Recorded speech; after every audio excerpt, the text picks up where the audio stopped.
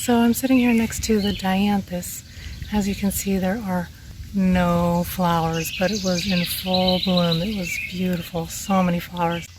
I think the most impressive thing is this Dianthus. Wow. There are just a couple left here, but what I want to do is deadhead this. I do have a video up about how to deadhead Dianthus. I've done it before, but this year there are way more blooms, so I'm deciding whether I just want to shear it or if I want to cut each stalk one by one, which could be tedious given how many there are. If you look at them one by one, you can see all the different flowers that have withered.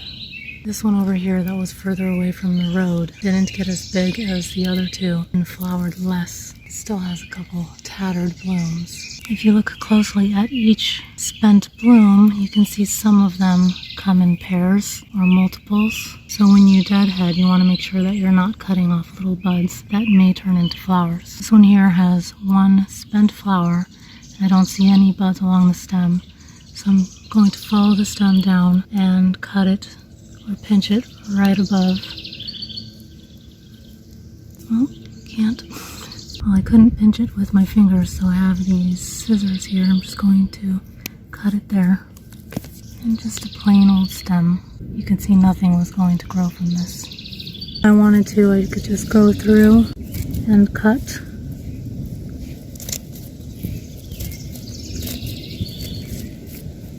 Saving me lots of time.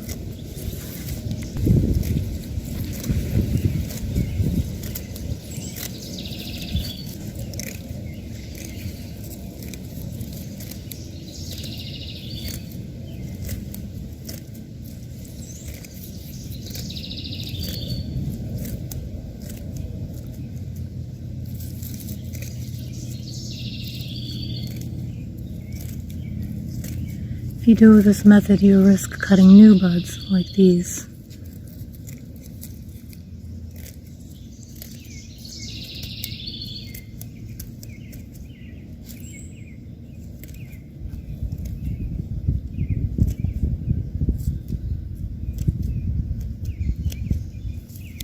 Using that method, you end up having all these buds here you need to clean. It kind of makes a mess. But it's definitely doable, and if you don't have time, go for it. I did sacrifice a couple buds doing that, but I did try to avoid a few as I saw them. These will produce little flowers. There's one that little bud I cut in half, and a few others here. But other than a little bit of cleanup, I'm pretty much done with that plant. Personally, I prefer to go one by one, so just follow the stem down and pick it off. There's two, they've already flowered. I'm just going to go down there and cut it with my fingertips. There's a new bud right there. Even has a little bit of pink. There's a new bud, but this is a spent one. Brown, empty.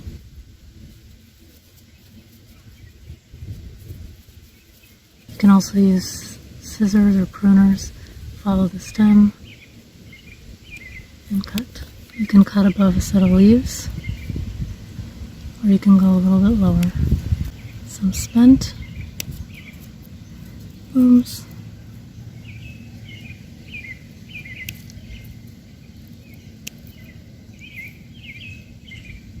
For me, this method is more relaxing. I feel like I get to know the plant. I feel like I'm caring for the plant more. There's a little bud, I think.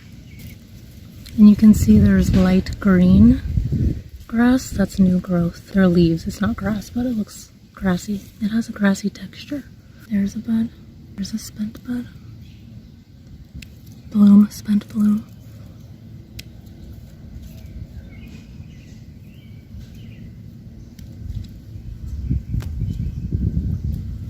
If you cut the leaves a little, it's okay. It just makes it stronger, like your lawn.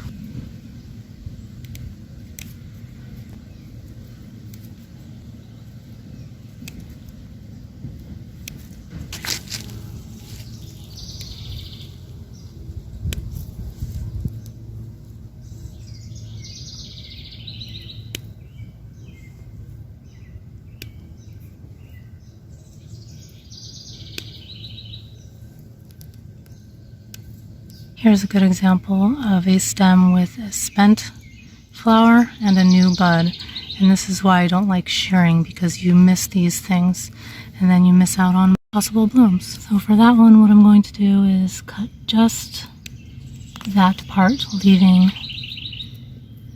the bud for blooming time.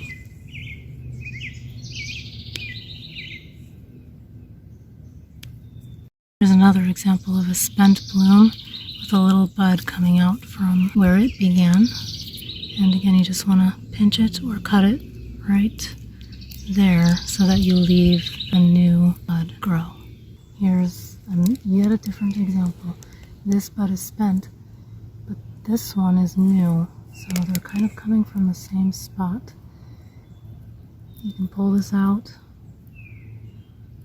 Try to get the part where the seeds are made and leave that. And here's another one. Our spent flower is a little taller, so it's easier to cut without bothering the other one.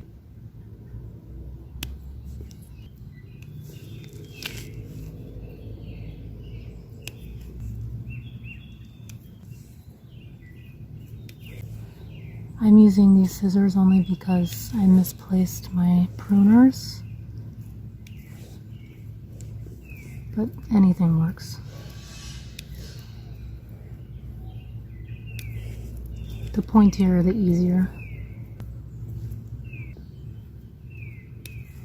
These are a type of carnation, or in the carnation family.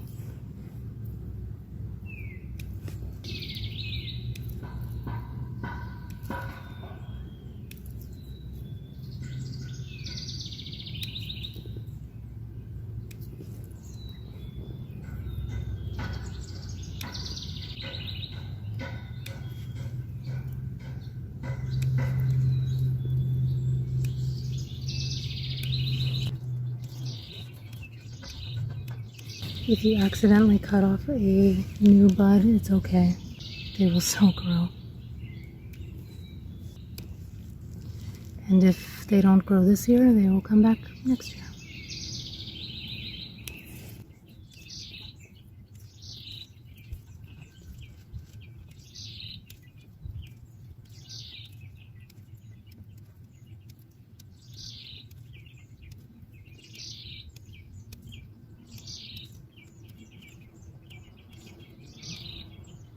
It helps me to pull on the piece that I want to cut. You can wiggle it to see where it's located to help.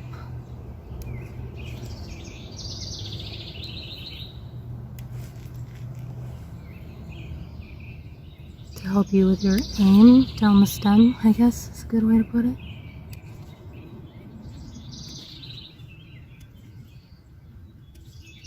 You could just cut the flower like this, but then you're stuck with these little sticks, stick-like stems sticking out of the top, and it's not as pretty as just having like the grassy texture in the buds.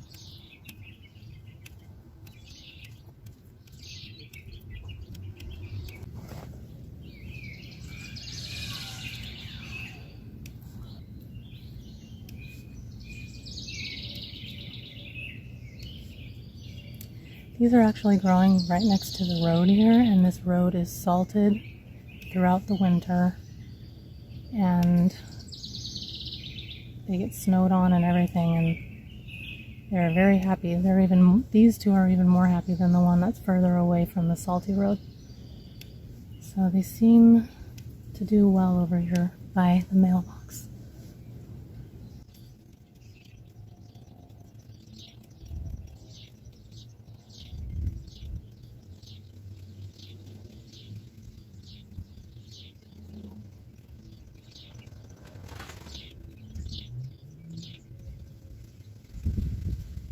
So the second one is finished. I decided just to leave that little tiny blossom, even though it's kind of tattered.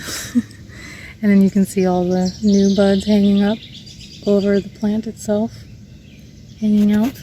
Actually, I think this is spent.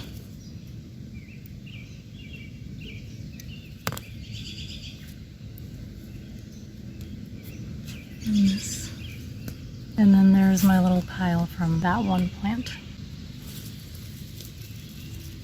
And because there are no signs of disease or anything like that, this can all go into your compost pile. And while you're down here, you can just clean things up. You have leaves laying around or weeds growing. Just pluck them up.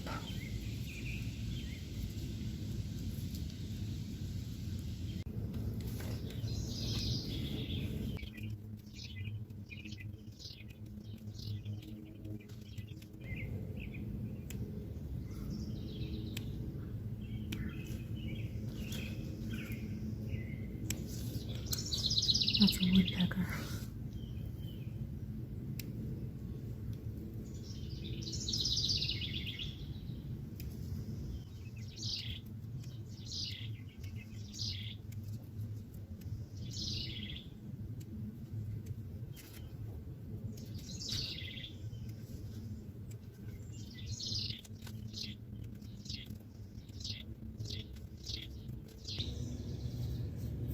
You can see here the dianthus is spreading. I think it's even rooting in some spots, so.